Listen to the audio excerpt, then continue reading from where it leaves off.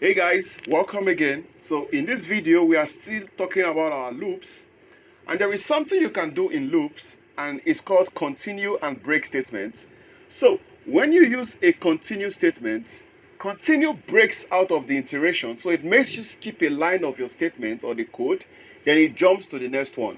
While the break statement exits out of the loop, or like you've seen before when we did our switch statement, we've used a break before. So let's see it in practice. So I'm going to do a simple for loop.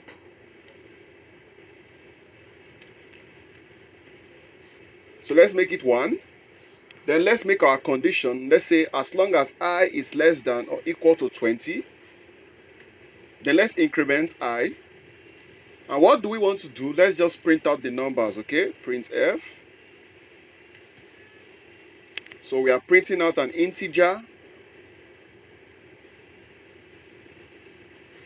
So let's put a new line so that everything is on a new line. We are printing I. So let me run this and let's see what happens without the continue or break statements. So as you can see, we have 1 through to 20. What if we want to skip the number 7 and jump to 8?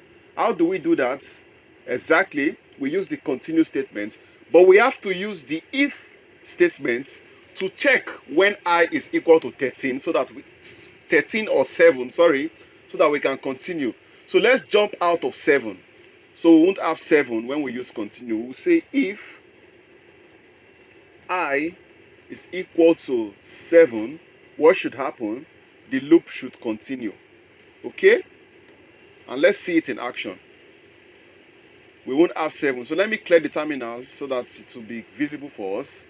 So let's rerun it. And as you can see, we have 1, 2, 3, 4, 5, 6.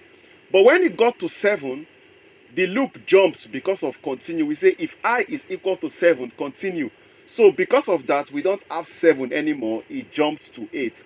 So you use continue to skip a line of code or a line or a statement when you are running your for loop. Okay? Now, what if we try to use break? So when I is equal to 7, let's use break instead of continue. Let's see what happens.